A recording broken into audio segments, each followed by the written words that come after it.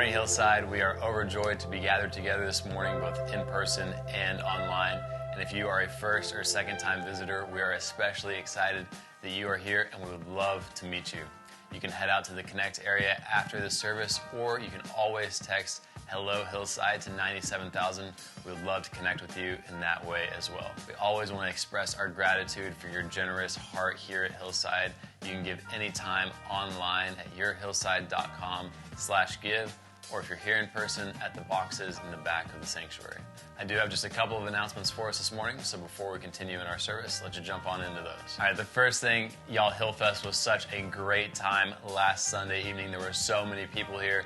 We had tons of trunks. Y'all really came out and made it an incredibly special night for this community. A huge shout out to all of you. Thank you if you hosted a trunk, and thank you if you were here just in general. It was such a great time for everybody. If you walked into the building on the north side of the campus this morning, you saw UGM's donation truck. They are here collecting medical supplies for their Healing Shepherd Clinic this season. If you didn't get a chance to bring anything this Sunday, no worries. They will be back again next Sunday, November 14th, and a list of all of those items can be seen on the homepage of our website, yourhillside.com. Speaking of next weekend, next Saturday, November 13th, is the Pure Adventure Father-Son Day. It is such an awesome time for dads and their sons to get together, enjoy a ton of outdoor activities, and like Ken Huffman said last weekend, you get to pull up to a table filled with barbecue and just eat without silverware, which sounds like a great time. So dads, if you haven't registered for Pure Adventure,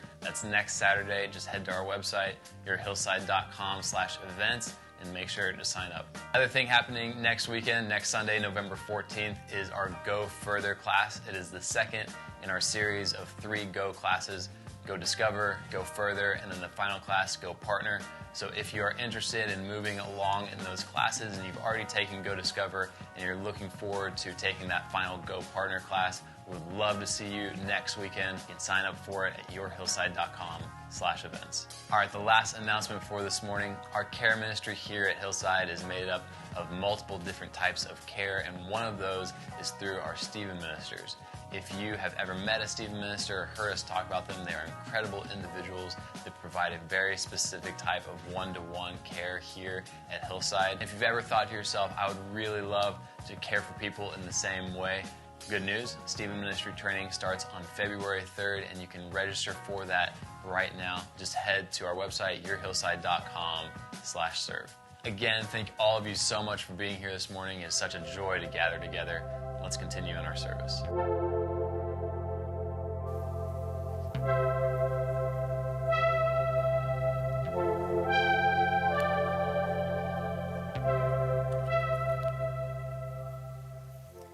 Good morning. The passage this morning is Matthew 5:27-30. You have heard that it was said, you shall not commit adultery. But I say to you that everyone who looks at a woman with lustful intent has already committed adultery with her in his heart. If your right eye causes you to sin, tear it out and throw it away. For it is better that you lose one of your members than that your whole body be thrown into hell. And if your right hand causes you to sin, cut it off and throw it away. For it is better that you lose one of your members than your whole body go into hell. This is the word of the Lord.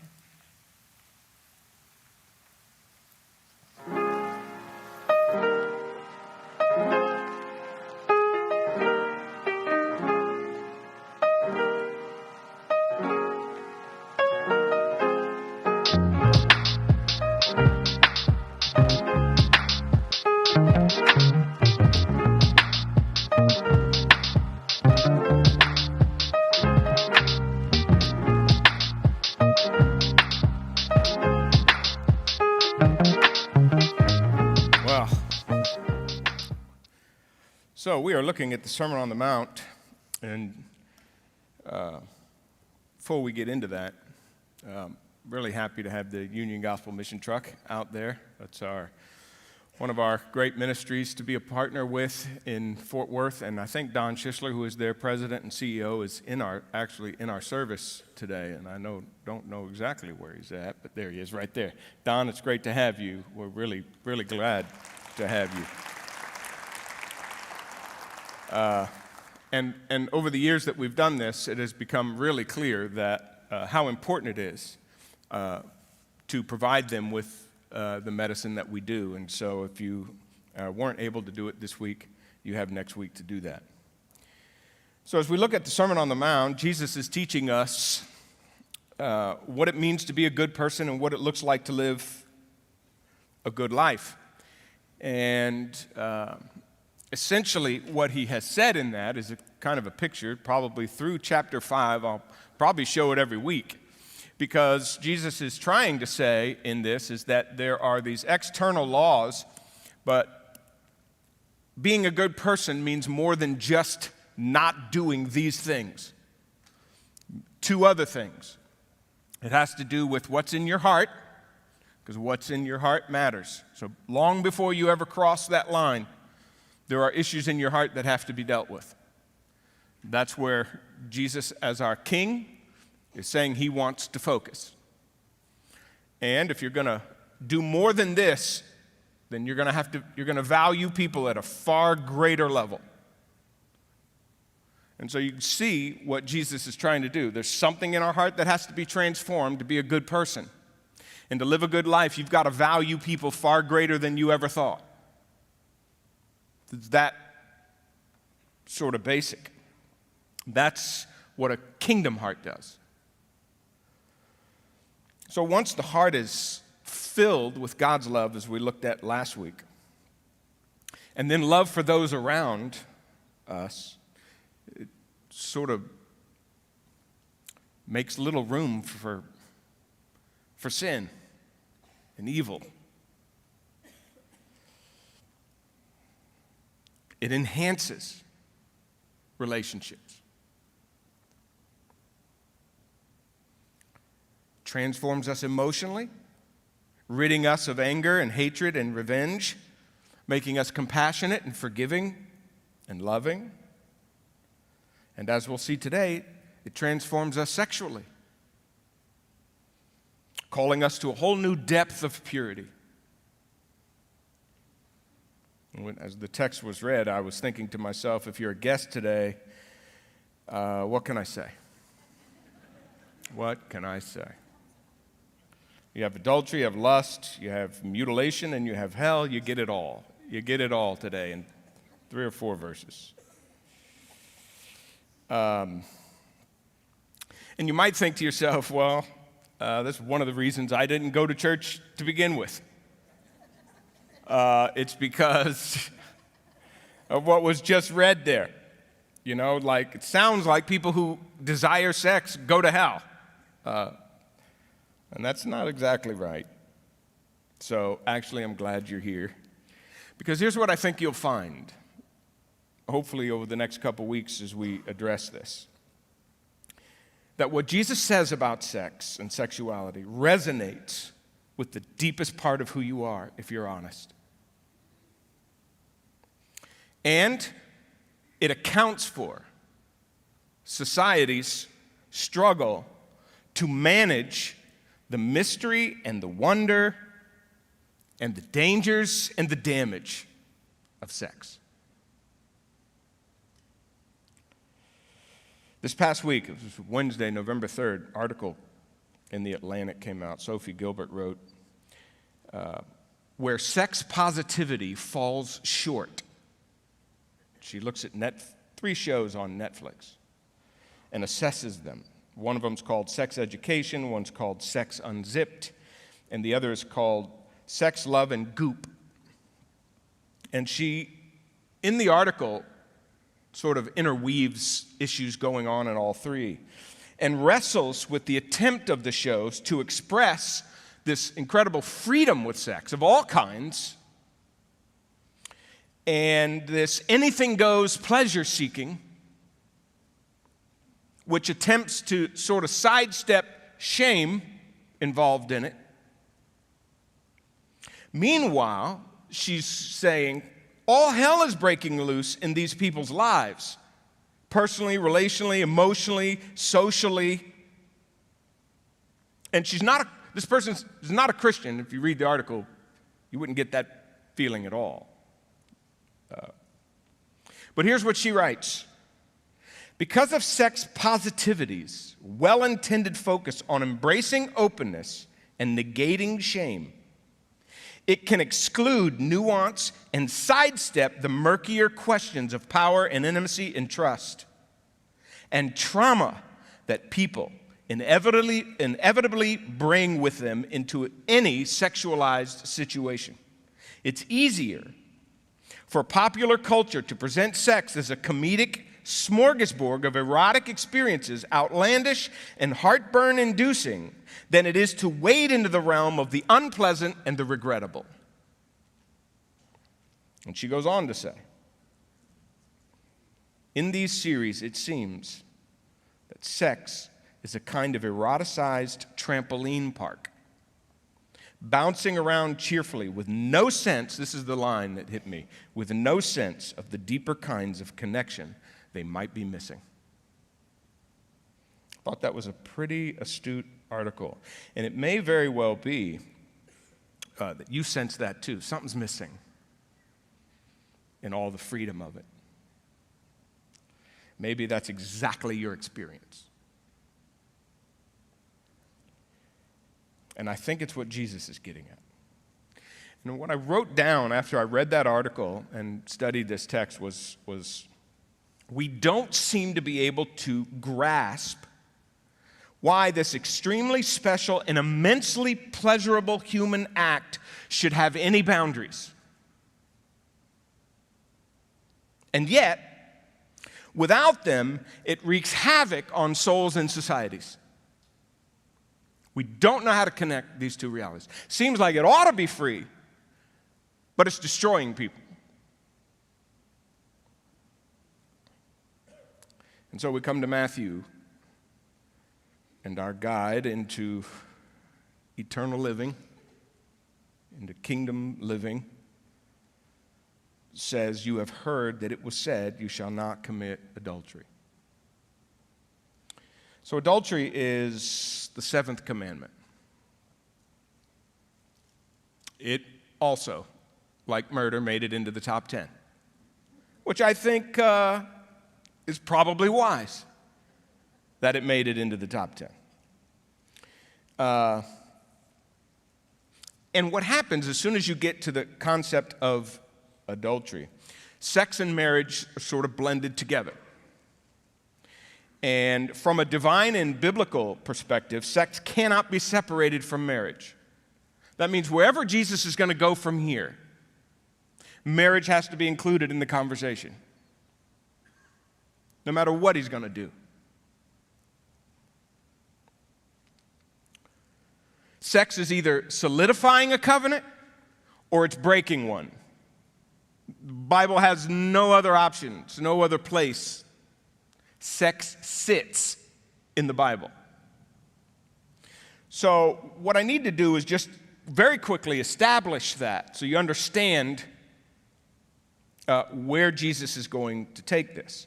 Now you have Genesis 19 to 24. This is where God, after creating Adam, creates Eve and brings them together. And you remember the text calls the deep sleep to fall on Adam, took one of his ribs and then closed it up, and then formed the woman, and then brought her to the man. And then the man said, when he saw her, "This at last is bone of my bones, flesh of my flesh. She shall be called woman, because she was taken out of man. Therefore a man shall leave his father and his mother and hold fast to his wife, and they shall become one flesh." The man and his wife were both naked and not ashamed. So let's just look at that for a second. And all I want to point out is what God was getting at the beginning that establishes how sex and marriage are going to be viewed throughout the entire Bible. And you have just focus on the word cleave, because this becomes the sort of the first and most profound statement about marriage.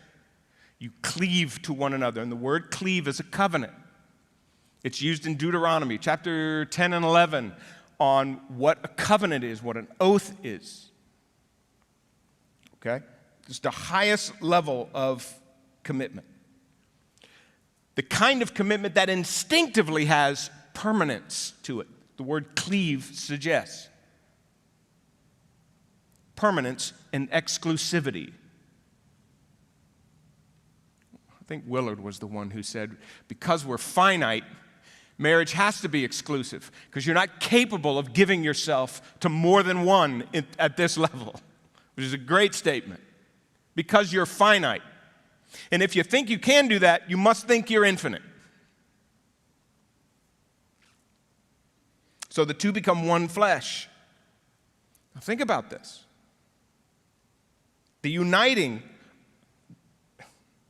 this union, when it happens, you morph into some kind of a single entity in marriage.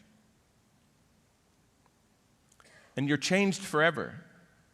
That's why Mark adds to the two shall become one flesh. He adds this line in Mark chapter 10, like 7 and 8. He says, the two are no longer one, I mean, they're not themselves. You're two no more.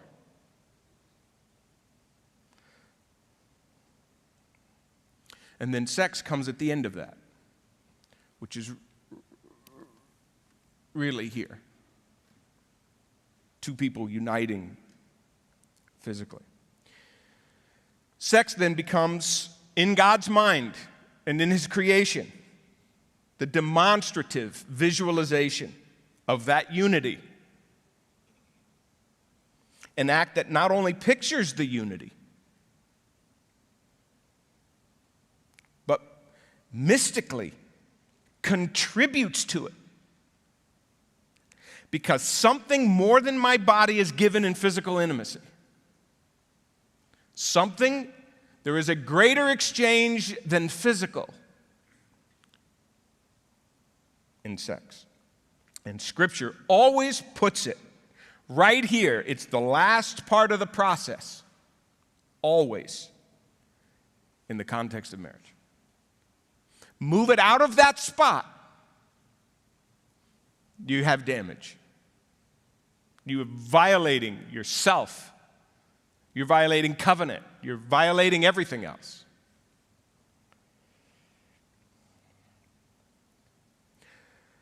So marriage will become, this is the reason, by the way, this is the reason marriage signifies more than just human relationship in the Bible. It's the only reason you can take it farther. Because marriage will become something God uses to describe the relationship He wants with human beings.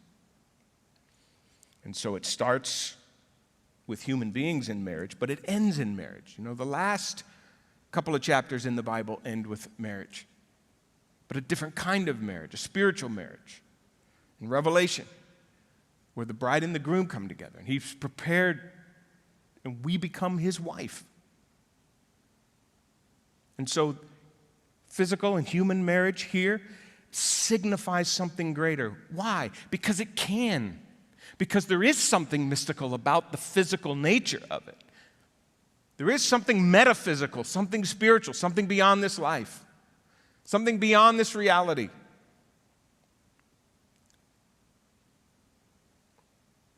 And that's why you have a text like, well, let's start here. Look at this. Same verses in Genesis 2. You leave your father and mother and you cleave to your wife and you become one flesh. And then look, notice what he says here. This is a mystery. There is something mystical about one flesh. And here's the difference between the world and Christianity. It sees something mystical about it. And so what you have to ask yourself is there any proof of that? I've had sex before.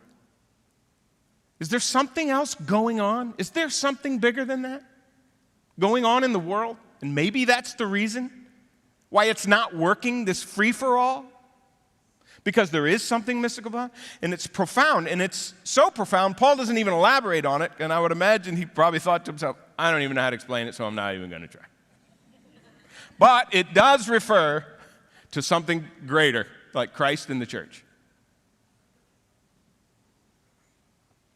And that's why you have, let marriage be held in honor among all, let the marriage bed be undefiled. How do you defile the marriage bed? Well, any kind of sexual immorality or adultery. And so we've drawn this picture before. There's the marriage bed.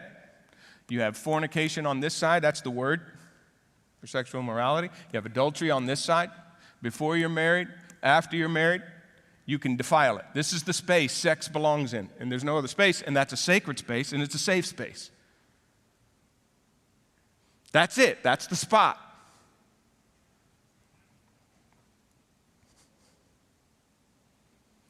And then Jesus, so you see why.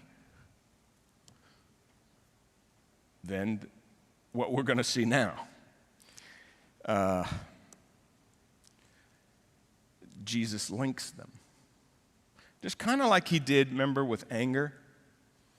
You start at murder and you go, I'd never do that. But then Jesus traces it all the way back to anger. There is no murder without anger. There is no adultery without lust. So this must be the beginning of the problems. Just like in anger. He links them together. And both of them have their reasons for being linked together. But when you get to this, what is he doing? He links sexual desire, lust, with relationship. Jesus does not allow your heart to exist in some unique, personal, private way that disconnects itself from people. Everything going on in your heart cannot be disconnected from relationship, from the personal side of things. If you do that, you will damage yourself and people. And Jesus will have none of that. You can't call yourself a good person and think you're living a good life if you think somehow you can separate those two things. So whatever Jesus is saying about all the things we're going to look at in Matthew 5, you can't do that. You can't say, well, I have this own internal private world that I live in. No. Can't do it. It's not disconnected.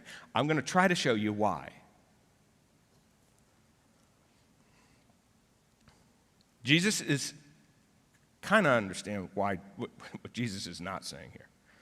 Jesus is not saying that sexual desire is a bad thing. And that in and of itself, sexual desire ends up being evil. Nor is he saying sexual attraction is bad. I mean, just think about it. God created it. And there are some scriptures that we could study, and I thought about reading them, but I didn't want to go down the road of shock value here. But they're as sensual as anything you ever want to think.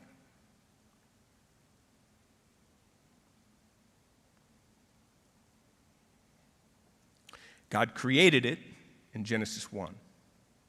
And then in Genesis 2, some romantic side of God comes out.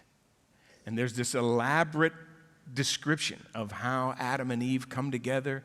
Adam sings a poem. And then he leaves them naked. That's God. We'd have all said, would you put something on? We'd have all said that. Say what you want of him. He's not a prude.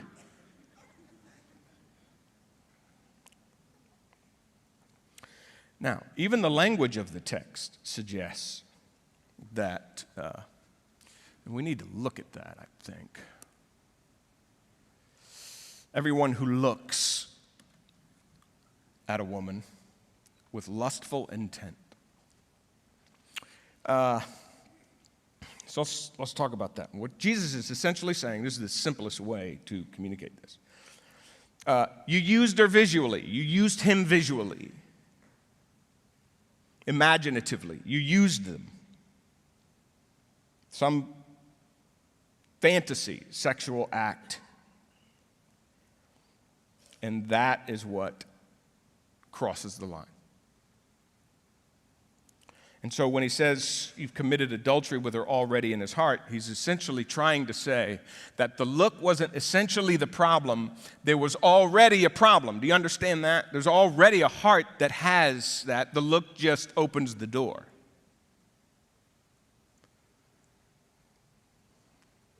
And so when he says that already in his heart, Jesus is saying two very important things we cannot miss. Number one, sexual sin occurs without the physical act, obviously. And the heart is the problem. The eyes are not the problem. Now, with anger and desire both, with Jesus talks, links together up here at the top. Both arousals, both sort of internal arousals. One anger, one sort of desire, one is desire. We've learned that for the kingdom heart, something more powerful has to govern the thoughts and feelings and actions of a person. I cannot let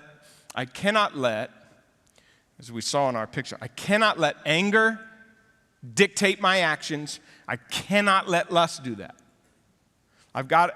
There's a desire that we're saying is not wrong, but once it turns here, what happens when it turns to lust? That's sort of what we're trying to get to the bottom of. Now, this is important to contemplate to understand what Jesus is saying. Because there's a value of people that anger and lust do not have. They do not value people. Not to the level Jesus wants us to. And let me just say something about anger and lust both. They're both hard to hide. They're both hard to hide. Somehow they show. They're inside, but they show. In other words, they affect me. They're hard to hide and easily acted upon, very easily acted upon. So to imagine that lust can just live in here all by itself and it produces no actions that are negative is naive. So let me rehearse. Let's compare the two. Remember we said a couple weeks ago, just knowing someone is mad at me is hurtful, isn't it? You don't even have to be in their presence. You don't even need them to say anything to you. Just knowing they're mad at you affects you. It's interpersonal. It's living in somebody else's heart. It already affects me just knowing it. And if I get looked at with sort of an angry look, what happens to you? It makes you either feel bad or it makes you power up. A look is all you need.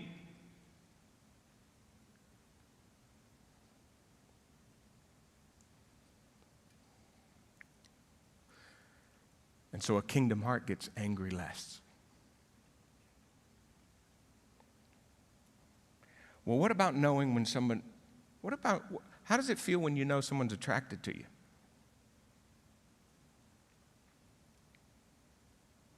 It affects you. And just a look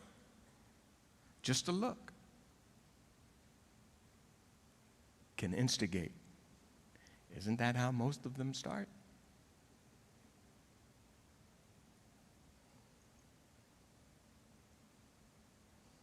Now, the look, the notice of someone attractive is not evil, Hillside. It's not any look. It's look with a lustful intent. You're not going to not see attractive people. It's not going to that's not happening. That's not the problem.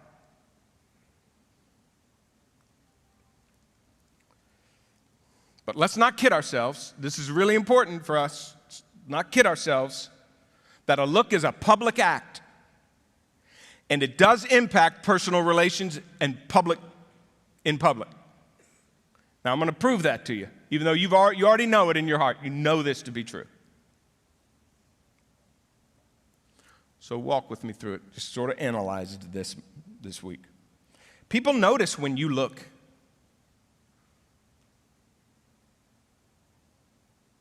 And think about this. It affects the person you don't notice. Have you ever been with someone who gets looked at and you don't? All the time. That's right. Many of us know the feeling. Ain't nobody looking at me. You feel that, and it affects you. It's just a look. Didn't even come your way.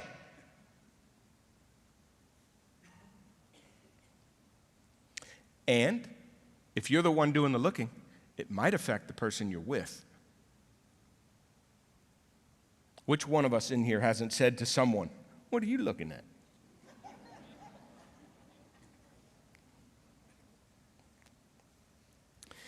When I was a kid, I don't know if I've ever talked about this.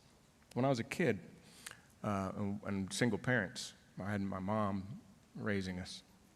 We were young, and wherever we went, my mom was an attractive gal.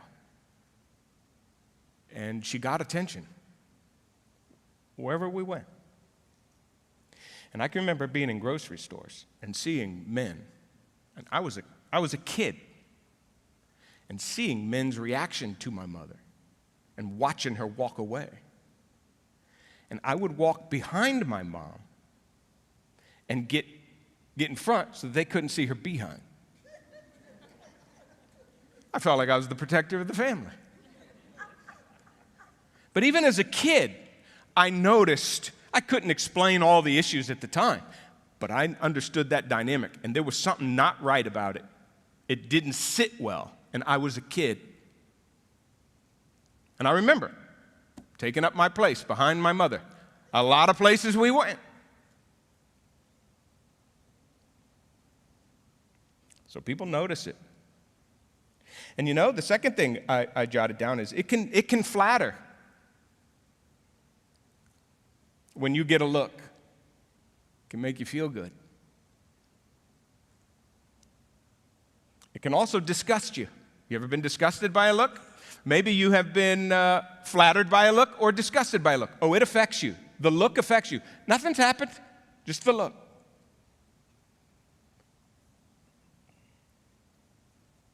We use that look often to get attention. And how many times have you looked and looked until the other person noticed that you looked? Because you wanted them to notice that you were looking. Oh, there's a lot going on in the look.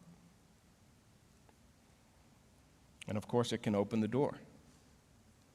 And if you let that look linger, all that has to happen is the circumstances just have to arrange themselves in such a way that you can walk through that door.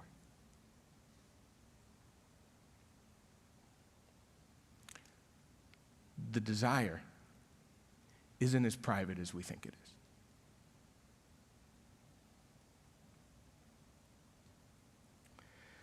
Lust will make the look more than noticing. Noticing is not the problem. Looking with the intent of lusting is. And so a kingdom heart just looks different. It looks differently. It doesn't see the same.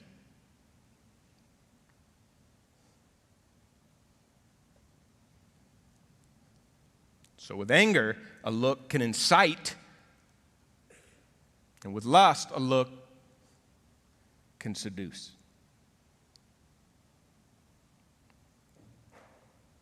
And a kingdom heart looks different for two reasons. I'm going to give you two. Number one,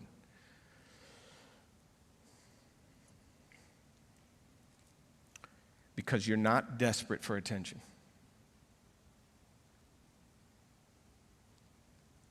If you need to look, or you need the look,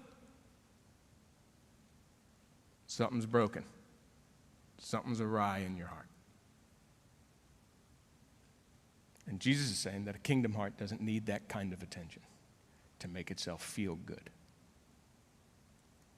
That's an unloved heart. That's a needy heart. That's a heart desperate enough to act in a way outside of what your moral reality is. And so the first thing you ought to think about is, why do I need to either look or be looked at? It's a desperate heart. The second thing is, I don't want to use my eyes to cause a problem. And I could easily use my eyes to cause a problem. Just like in anger, I can incite anger in you. I can also incite lust in you and get you imagining things. And so what Jesus is essentially doing in connecting these is saying, You cannot have some internal kind of private life separated from relationship, because you're either imagining people, using them in your mind, or you're actually using them physically. Either one of those is off and out of boundaries for the kingdom heart. But they are connected. Sexual desire is personal. That's what the link is doing. It is relational by nature. I read this book when we were in the Hebrew series. Got through this very, very philosophical investigation of sexual desire by Roger Scruton. In fact, that's the title of the book. And what he does is he takes on the idea that sexual desire is just a natural instinct. No. This is just what happens inside of me. It's normal and that kind of thing, which society definitely does. Just sort of this animalistic instinct that you can't control. You might not be able to control a certain look, a noticing, but you can control the intent of the heart. And here's what he kind of argues, that sexual desire cannot exist without built-in limits. Even it needs built-in limits, or else it will go way too far. Kind of like anger does. Lust will immediately take you places, and it needs built-in limits before you ever do anything. And so he says, even desire must have boundaries because it's personal. And then he writes this, puts anger and lust together. Anger and lust are only felt by persons, making it immediately personal and toward persons. Sexual morality cannot be separated from the desire or the act without destroying its distinct character. That's what Jesus is getting at.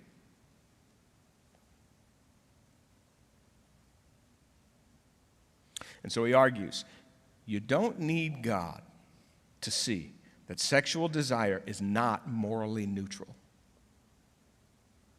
And because of that, the only rightful place it can exist is in marriage. It intrinsically demands institutional conditions. It is inherently nuptial. Otherwise, you will use people. And you will use this for a million reasons: to get affirmation, security, to stroke your ego, to find connection and community, and you'll ruin people. You'll put way too much pressure on people. We've done it to each other. Absurd expectations, and the need never gets met, no matter how far you go. That ought to tell you something. It only gets worse. To indulge in it only gets worse. If people's lives got better because of pornography, we'd be showing it everywhere.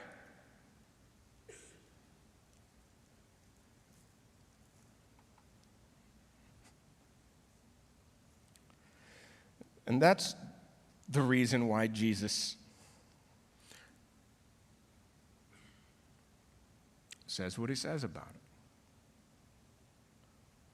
Because anytime sex is detached from the full commitment of marriage, which is the total giving of yourself in a permanent, exclusive, covenant kind of relationship, it becomes self-serving. This is about me. Same as this. The same. That's not the orientation of the kingdom heart.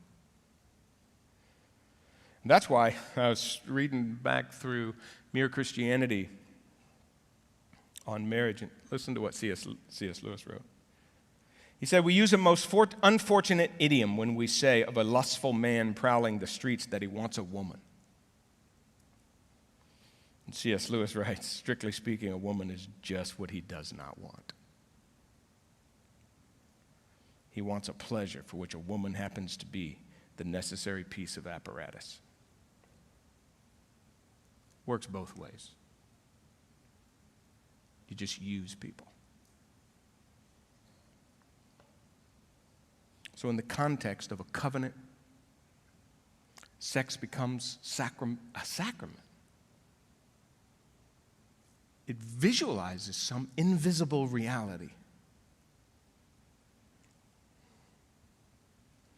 And then it becomes, I think C.S. Lewis is the one who said this too, a commitment apparatus.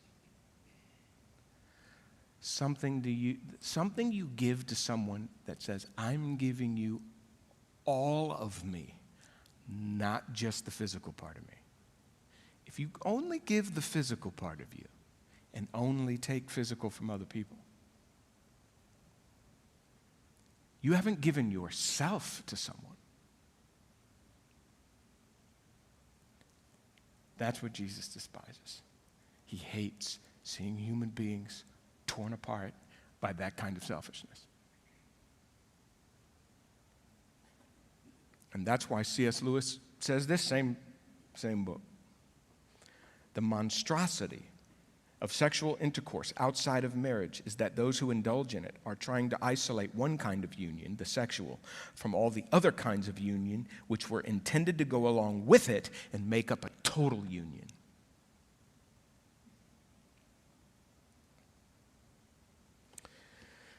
So this is the reason why the delight of sex, if you've been married for any length of time, gets better with age, even though your body is deteriorating. Your body doesn't look near as good, but the sex is better. This is an incredible thing. That's because there's something deeper and intimate that has developed over time that makes it better. You have to be more careful, too. I'll just say that. You have to be more careful. You get hurt.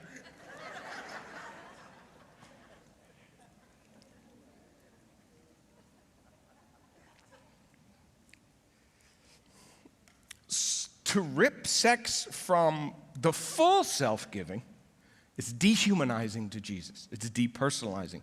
That's why the word desire here, with that kind of desire, it's an interesting word. You find it roughly a little over 60 times, I think, in the Scripture. And it's not usually associated with sex itself. It's usually associated with idolatry and greed. It's a lust is this insatiable need that makes you worship yourself and your longings to the point where you'll sacrifice other people to meet it. It's a greed. And it's self-destructive. A few months ago, I sat with two married couples.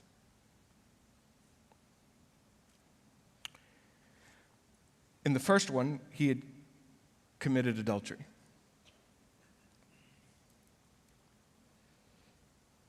And the second one, which was minutes later, she caught him using pornography again. It was a different couple. I sat through both of those back to back. It would be very, very difficult for me to try to distinguish between the pain in each woman, even though one of them had not been physical. They were both dehumanizing. The anger, the humiliation, the sheer betrayal was impossible for me to communicate how it felt.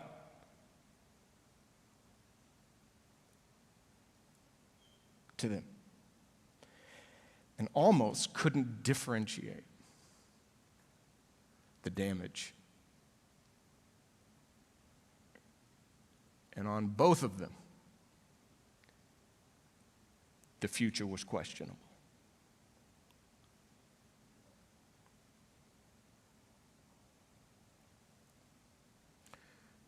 Jesus is saying, it kingdom heart has a depth of purity. It's less self-seeking. It is oriented toward giving itself, not taking.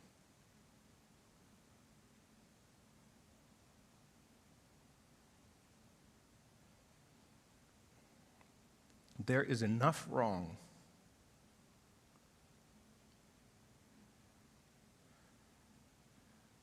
that indirectly proves this to be true when you consider the damage that sexual abuse or failure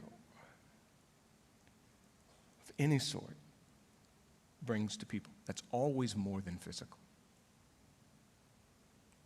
That's a signal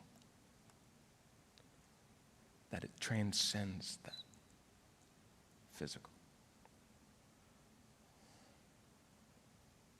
So the wonder of this profound mystery, as Yancey calls it, you know what Yancey calls this whole sex and intimacy and marriage? An appetizer to quicken our desire for eternity. And probably nothing speaks louder to our culture's desire for something metaphysical, for something beyond this world, for something transcendent than its insatiable need for sex. Nothing speaks louder. G.K. Chesterton said, "Every man who knocks on the door of a brothel is looking for God." The Latin verb for sex, don't be scared, means to cut off, sever. Because sexual impulses are a desire to unite, to reconnect what has been severed. That's the deepest picture you can have of the spiritual life and our disconnection from God and our longing for Him. Nothing speaks louder than that. And until we find God and reconnect with Him, we'll search in vain for personal satisfaction. We'll try to find it in a person. We'll try to find it in beauty. And in the process, we'll do unspeakable damage to ourselves and to others.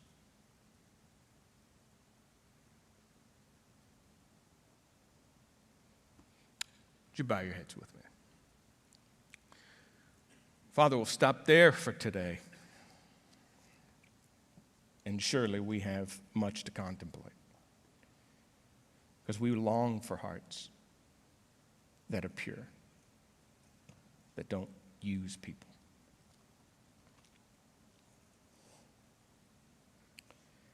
And Father, surely someone in here might, by your Spirit, be prompted to realize that their longing for connection here is a longing for connection to you.